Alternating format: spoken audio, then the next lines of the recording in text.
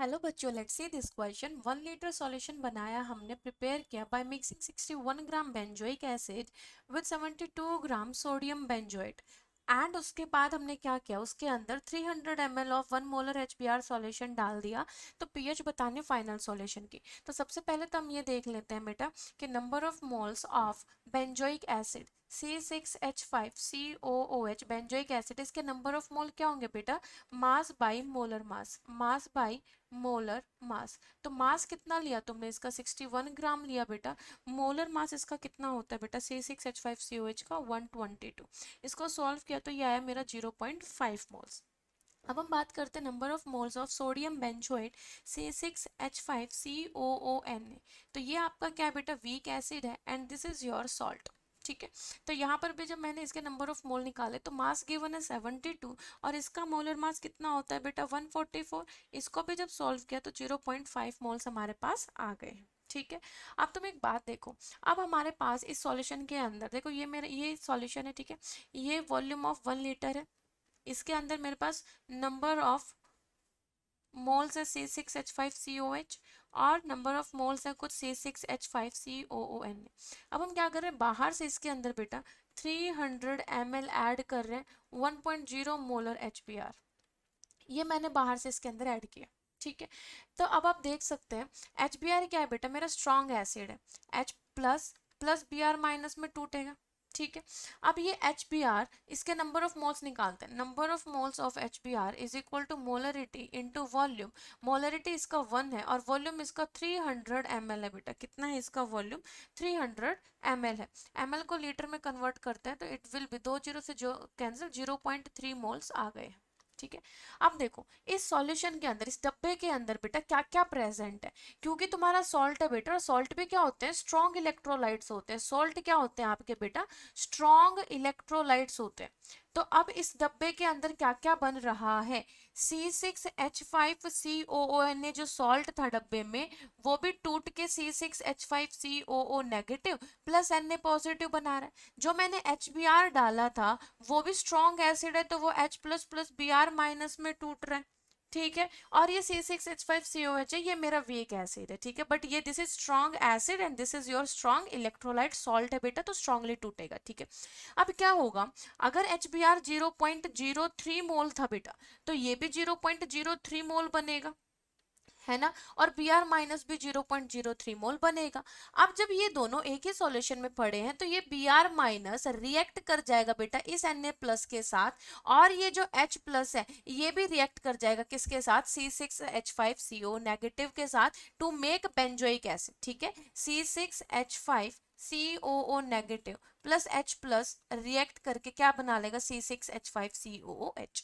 लेकिन कितना रिएक्ट करेगा बेटा? ये तुम्हारे पास 0.5 है। कितना है? 0.5। लेकिन ये क्या है? 0.03। तो रिएक्ट करेगा बेटा 0.5 में माइनस करेंगे 0.03, राइट? तो ये कितना बचेगा बेटा?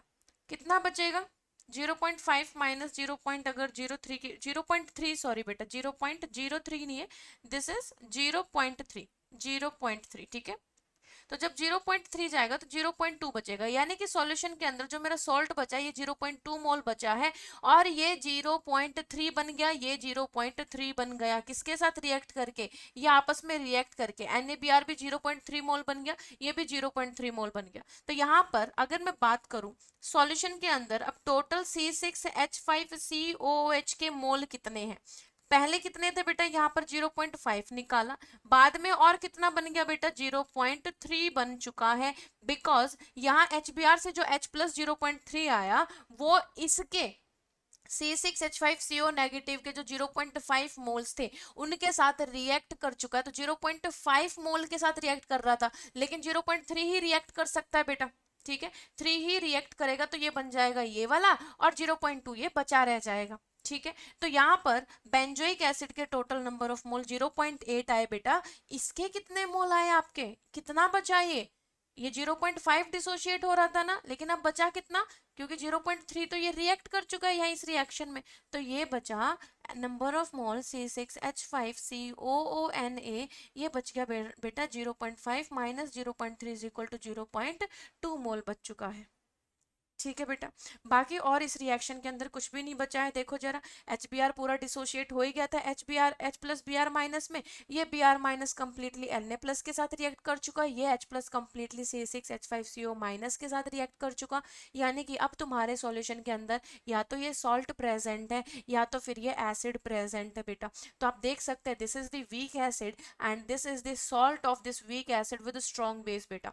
तो ये क्या बना रहा है तुम्हारा, बफर बना रहा है, वो भी कौन सा, बेसिक बफर। ठीक है, बेसिक बफर बना रहा है बेटा। तो बेसिक बफर के लिए फॉर्मूला क्या होता है, POH is equal to PKB plus log salt by base का कंसंट्रेशन, बेस का कंसंट्रेशन। ठीक है, वॉल्यूम आपके पास पहले 1 लीटर थी, यानी कि 1000 ml थी बेटा, उसके अंदर आपने बाहर से 300 ml और HBr डाला तो 1300 हो गया, 1300 ml। मोलरिटी क्या होती है, number of mole by volume. ठीक है, बट वॉल्यूम तो दोनों के केस में, सॉल्ट के number of mole by volume, base के number of mole by volume, volume से वॉल्यूम तो कैंसिल हो जाएगा, वो दोनों में 1300 ml है, सेम होगा। तो यहाँ से POH को क्या लिख सकते हैं बेटा, 14 माइनस PH लिख सकते हैं। PKB की जगह क्या लिखेंगे बेटा, PKB यहाँ पर, सॉरी PKA बेटा, यहाँ पर this is your acidic buffer C6H5COH, this is your acidic buffer. यहाँ पर एसिडिक बफर है बेटा, क्योंकि ये एसिड है ना आपका, तो ये आपका एसिडिक बफर है, this is your acidic buffer. तो यहाँ पर ये एसिड वाला ही फॉर्मूला लगेगा, pH is equal to PKA log salt by acid. ठीक है, तो यहाँ पर हमने लिख दिया pH is equal to PKA log salt by acid. ठीक है, pH आपको निकालना है, PKA का वैल्यू गिवन है यहाँ पर बेटा 4.2, तो इधर मैंने 4.2 प्लस में लॉग, सॉल्ट की वैल्यू देखो कितनी आई यहाँ पर 0.2 और एसिड की 0.8 बेटा। तो ये कितना हुआ यहाँ पर 0.8 डिवाइडेड बाई 0.2, 0.2 आ गया बेटा सॉल्ट, और ये 0.8 कैंसिल किया तो ये 1/4 हो गया बेटा। तो pH is equal to 4.2 plus log 1/4 है बेटा, तो 4 को -1 लिख दो पावर में, तो 4.2 माइनस लॉग 4, 4.2 माइनस लॉग 4 की वैल्यू कितनी होती है बेटा 0.6020। तो इसको अप्रोक्सीमेट सॉल्व करेंगे तो pH विल बी 3.6, यानी कि जो सॉल्यूशन तुमने बनाया है इस सॉल्यूशन की pH क्या होगी 3.6 होगी बेटा। Option A is correct option. I hope this is clear, best of luck.